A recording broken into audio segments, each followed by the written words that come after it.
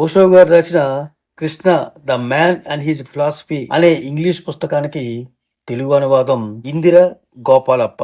భవిష్యత్తు కృష్ణుడిదే. కృష్ణతత్వం 1వ భాగం. ఇందులో ఆధ్యాత్మికత, మతం, రాజకీయం అనే భాగంలో 6వ భాగం. గత వీడియోలో అడిగిన ప్రశ్నకు సమాధానం ఈ వీడియోలో తెలుసుకుందాం. మరొకసారి ప్రశ్నని రిపీట్ చేస్తున్నాను. ప్రశ్న: మీరు దేవుడు భక్తుడి గురించి మాట్లాడినప్పుడు కృష్ణుడిని భగవాన్ అని, దేవుడని పిలుస్తారు. అయితే కృష్ణుడు భక్తుడైతే దేవుడు ఎవరు? అతడు భక్తుడు కాకపోతే అతడు ఎందుకు భక్తిని పొగుడుతూ పాడతాడు? దీనికి సమాధానం ఈ విషయం గురించి మనం ఇదివరకే చర్చించాం. అయితే మీరు అర్థం చేసుకోలేదు, మళ్ళీ మళ్ళీ లేవనెత్తుతున్నారు. ప్రార్థన గురించి నేను చెప్పింది ఈ ప్రశ్నకు సరిపోతుంది. నేను ప్రార్థనా స్థితి అన్నాను. ప్రార్థన అనే పదం నాది కాదు. అదేవిధంగా భక్తి భావన అన్నాను. ఒక దేవుడి లేక దేవత పట్ల భక్తి, అది నా పదం కాదు. భక్తి అది అనుభూతి, ఒక మానసిక వాతావరణం, భక్తుడి హృదయం. అందుకు దేవుడు అవసరం లేదు. దేవుడు లేకుండానే భక్తి ఉండగలదు. అందులో ఇబ్బంది లేదు. నిజానికి దేవుడు లేడు. భక్తి కారణంగానే అతడు ఉనికిలోకి వచ్చాడు. భక్తి దేవుడిపై ఆధారపడి ఉండటం కాదు. భక్తి కారణంగానే దేవుడు ఉనికిలోకి వచ్చాడు. ఎవరి హృదయం భక్తితో నిండి ఉంటుందో వారికి లోకమంతా దైవంగా మారుతుంది. భక్తి లేని మనుషులు దేవుడు ఎక్కడా అని అడుగుతారు. వారు తప్పక ఆ ప్రశ్న లేవనెత్తి తీరాలి. అయితే దేవుడు ఎక్కడ ఉన్నాడో వారికి ఎవ్వరూ చెప్పలేరు. ఎందుకంటే భక్తుడి కళ్ళతో, హృదయంతో చూస్తే ఈ ప్రపంచమే దేవుడిగా మారుతుంది. ప్రపంచం దేవుడు కూడా కాదు. అయితే భక్తిని నేను హృదయం దాన్ని దేవుడిగా చూస్తుంది. అలాగే ప్రపంచం రాయి కూడా కాదు. అయితే కఠిన హృదయులు దాన్ని రాయిగా చూస్తారు. మనం ప్రపంచంలో ఊరికే ఒక ప్రతిబింబాన్ని, నీడని చూస్తాం. నిజానికి మనమేంటో అదే మన ప్రపంచంలో చూస్తాం. ప్రపంచం ఊరికే ఒక అర్థం. మనం ఎలా ఉన్నామో అలాగే కనిపిస్తుంది. భక్తి యొక్క అనుభూతి గాఢమైన కొలది ప్రపంచమే దైవంగా మారుతుంది. దేవుడు స్వర్గములోనో లేక గుడిలోనో కూర్చుని ఉన్నాడని కాదు. కాదు, భక్తి ప్రతిదానిలో, ప్రతి చోట దైవత్వాన్ని కనిపెడుతుంది. కృష్ణుడు దేవుడు, భక్తుడు రెండును. ఎవరైతే భక్తుడిగా మొదలవుతారో వారు దైవత్వాన్నే చేరుతారు. అన్నింటిలో దేవుడిని చూసినప్పుడు తనలో దేవుడిని చూడకపోవడానికి కారణం కనిపించదు. అతడు ప్రయాణం ప్రపంచాన్ని చూడటంతో మొదలు పెడతాడు. అతడు ప్రపంచంలో ఏముందో దాన్ని ప్రార్థన మనస్కుడై ప్రేమతో, భక్తుడి హృదయంతో చూస్తాడు. మెల్లమెల్లగా అలాగే తనను తాను చూసుకుంటాడు. చివరికి తనే దేవుడు ప్రతిబింబమని కనిపెడతాడు. రామకృష్ణుడు ఏ స్థితిలో తనను తాను కనుగొన్నాడో అదే స్థితిలో తనను తాను తెలుసుకుంటాడు. రామకృష్ణుడు జీవితంలో అందమైన కథ ఒకటి ఉంది. కలకత్తాలోని దక్షిణేశ్వర దేవాలయానికి రామకృష్ణుడు పూజారిగా నియమించబడ్డాడు. అతడికి నెలకు 16 రూపాయల స్వల్ప జీతం ఇచ్చేవారు.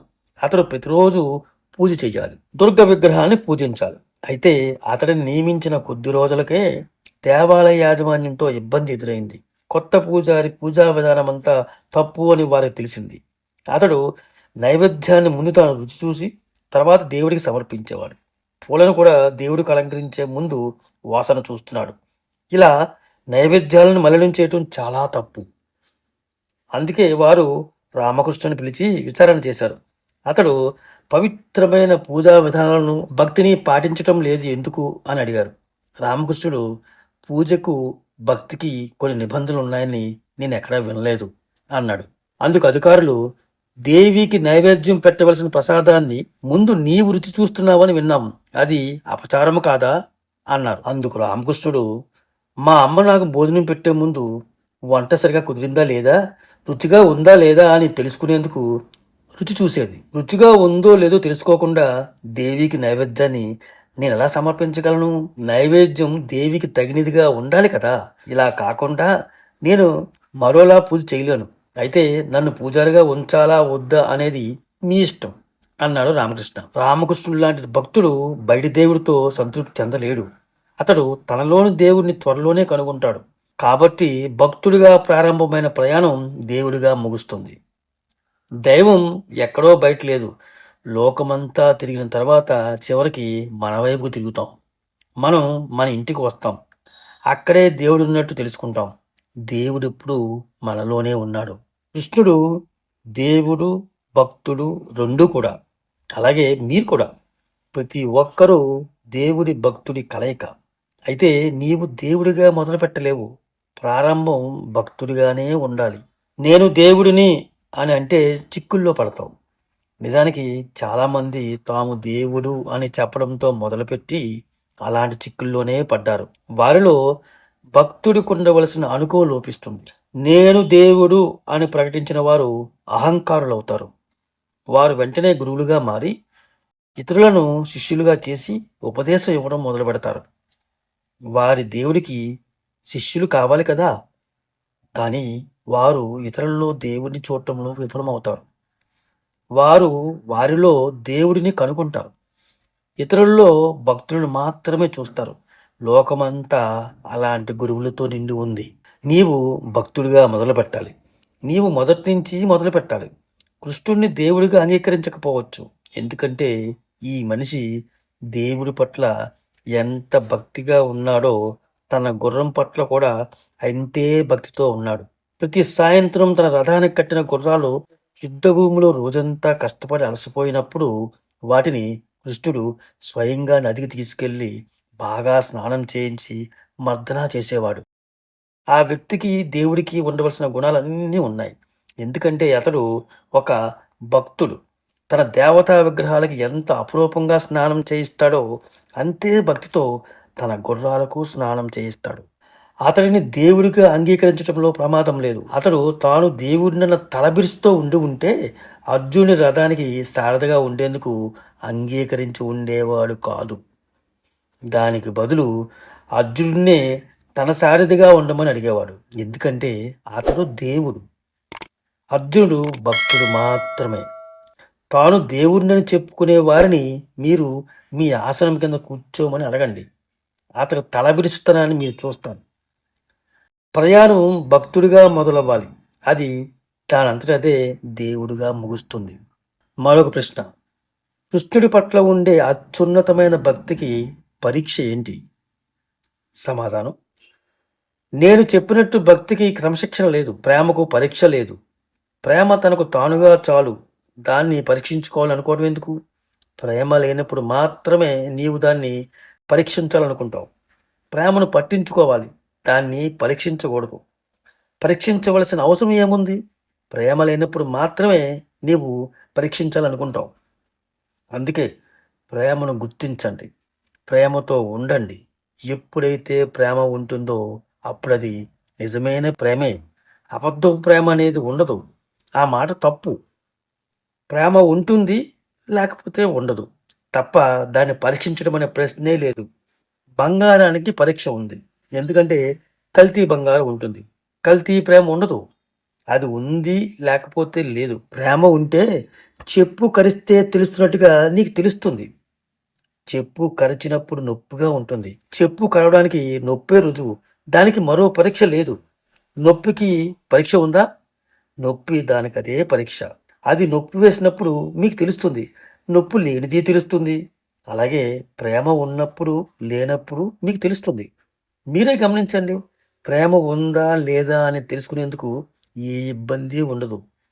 ప్రేమ లేనప్పుడు మీ పరీక్ష ఏం చేస్తుంది? పరీక్షతో ప్రేమకు సంబంధం లేదు. కాబట్టి ప్రేమను కాపాడండి, మీ ప్రేమను. అయితే మనం మన లోపలికి మళ్ళీ మనల్ని మనం చూసుకోవడానికి భయపడతాం. ఎందుకు భయపడతామంటే అక్కడ ప్రేమ లేదని మనకు తెలుసు. దానికి బదులు ప్రేమ కోసం మన ఇతరుల వైపు చూస్తాం. వారు మన పట్ల ప్రేమగా ఉన్నారా అని తెలుసుకోవడానికి తాపత్రయపడతాం.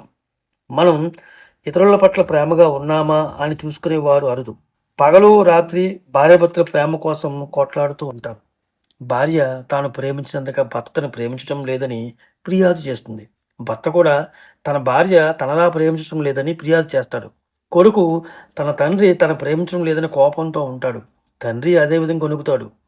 అందరూ ఫిర్యాదు చేస్తూనే ఉంటారు. అయితే ఎవరు తాము ప్రేమిస్తున్నామా లేదా అని వారిని వారు ప్రశ్నించుకోరు. మనం ప్రేమించటం లేదు. మనకు నిజంగా ప్రేమ లేదు. మనం మన చుట్టూ ఉన్న సజీవ మానవుల పట్ల ప్రేమను అనుభూతి చెందం. అంతటా కనిపించే మొక్కలను, పువ్వులను ప్రేమించం. ఈ కనిపించే విశ్వంలో భాగమైన కొండలు, పర్వతాలు, నక్షత్రాలను ప్రేమించం. మనం కనిపించే వాటిని, తాకగలిగే వాటినే ప్రేమించలేనప్పుడు ఏదైతే కనిపించదో, ఏదైతే కనిపించకుండా ఉంటుందో దాన్ని ఎలా ప్రేమించగలం? కనిపించే ప్రపంచంతో మొదలు పెడదాం. తాకగలిగిన వాటితో. ప్రేమ ఇంట్లో మొదలవ్వాలి. ఎవరైతే కనిపించే వాటిని ప్రేమిస్తారో వారు త్వరలోనే కనిపించని, వెనక దాగి ఉన్న అగోచరమైన ఆ ఉనికిని అనుభూతి చెందడం మొదలు పెడతారు. నీవు రాయిని ప్రేమిస్తే రాయి దేవుడిగా మారుతుంది. నీవు పువ్వును ప్రేమిస్తే పువ్వు హృదయంలో స్పందిస్తున్న జీవశక్తిని తాకగలవు. నీవు మనిషిని ప్రేమించు. త్వరలోనే శరీరం మాయమై ఆత్మ గోచరిస్తుంది. ప్రేమ ఒక రసాయనం. అది గోచరాన్ని అగోచరముగా మార్చగలదు. ప్రేమ తెలియని దానికి, తెలుసుకోలేని దానికి ద్వారం. అందుకే ఊరికే ప్రేమను పట్టించుకోండి తప్ప దాన్ని పరీక్షించడం గురించిన చింత వద్దు. ప్రేమ యొక్క అత్యున్నత స్థితిని ఏంటి అని అడగొద్దు. ప్రేమ ఎప్పుడు అత్యున్నతమైనదే. ప్రేమ వచ్చినప్పుడు అది దాని పరాకాష్ఠతోనే వ్యక్తమవుతుంది. ప్రేమకు మరో స్థితి లేదు. అది ఎప్పుడు అత్యున్నతమైనదే. ప్రేమకు కొలతలు లేవు. ఎక్కువ, తక్కువ. ఇప్పుడు దానిలోకి మరింత లోతుగా పెడదాం. నేను నిన్ను కొంత ప్రేమిస్తున్నాను అని చెప్పలేను. ప్రేమ ఎప్పుడు పూర్ణత కంటే తక్కువ ఉండదు. కొంత ప్రేమకు అర్థం లేదు. ప్రేమ ఉంటుంది, లేకపోతే లేదు. ప్రేమ ఉంటుంది, లేకపోతే లేదు. నేను ముందు ప్రేమించిన దానికంటే ఇప్పుడు తక్కువ ప్రేమిస్తున్నాను అని చెప్పడం అర్థం లేనిది. అది అలా జరగదు. నేను నిన్ను ప్రేమిస్తే సంపూర్ణంగా ప్రేమిస్తాను, లేకపోతే అసలు ప్రేమించను. ఉదాహరణకు ఎవరైనా ₹200 దొంగిలించి మరొకరు 2,00,000 దొంగిలిస్తే అప్పుడు నువ్వు ఒకరు చిన్న దొంగతనం చేశారు, మరొకరు పెద్దది చేశారు అని చెప్పలేవు. అయినా డబ్బును పూజించేవారు 2,00,000 దొంగతనం పెద్దది, 200 దొంగతనం చిన్నది అంటారు. అయితే నిజానికి దొంగతనం దొంగతనమే. అది 200 కానీ 2,00,000 కానీ. దొంగతనంలో పెద్దది చిన్నది అన్న తేడా లేదు. 200 జోబీలు వేసుకున్నప్పుడు ఒకరు ఎంత దొంగో 2,00,000 వేసుకున్నప్పుడు కూడా అంతే దొంగ. ప్రేమ చిన్నది కాదు, పెద్దది కాదు. ప్రేమ ఊరికే ప్రేమ. అత్యున్నత స్థితిలోని ప్రేమ అనేది లేదు.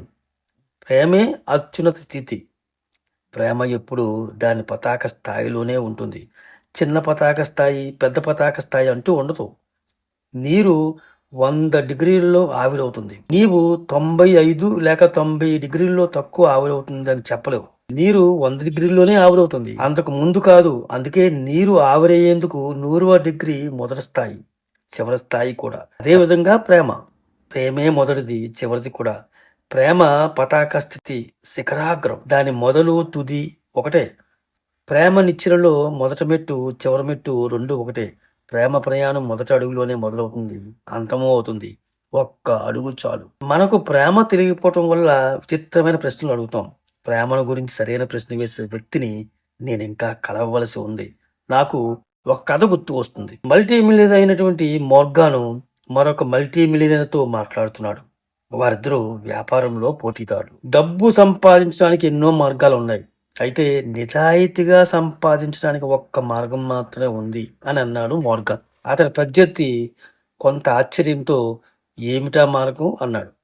మోర్గాను అన్నాడు, నీవు ఈ ప్రశ్న అడుగుతావని తెలుసు. ఎందుకంటే నీకు తెలీదు. నీవు ఈ ప్రశ్న అడుగుతావని నాకు ఖచ్చితంగా తెలుసు. ఎందుకంటే నీకు నిజాయితీగా డబ్బు సంపాదించడం తెలియదు అన్నాడు. ప్రేమ విషయంలో కూడా ఇదే నిజం. ప్రేమ గురించి సరైన ప్రశ్నలు ఏం అడగలేం. దాని గురించి మనం సరైన ప్రశ్న తయారు చేయలేం. మనం ఏమడిగినా అది అసందర్భంగా ఉంటుంది. దానికి ప్రేమతో సంబంధం ఉండదు. మోర్గాన్కు తెలిసినట్లే మీరు ఈ ప్రశ్న తప్పక అడుగుతారని నాకు తెలుసు. ప్రేమ గురించి మనం తప్పుడు ప్రశ్నలు మాత్రమే అడగగలం. సమస్య ఏంటంటే ప్రేమ గురించి తెలిసిన వారు అసలు దాని గురించి ప్రశ్నించరు. ఎందుకంటే వారికి తెలుసు కాబట్టి. ఈ వీడియోలో చివరి ప్రశ్న. మహాభారత యుద్ధంలో పోరాటానికి అర్జునుడిని కృష్ణుడు ప్రోత్సహిస్తాడు. అయితే ఒక సందర్భంలో కృష్ణుడే అర్జునుడితో యుద్ధానికి సిద్ధపడ్డాడని చెప్పబడింది. అసలు విషయం ఏమిటి? దీనికి సమాధానం మనం వచ్చే వీడియోలో తెలుసుకుందాం. ధన్యవాదములు.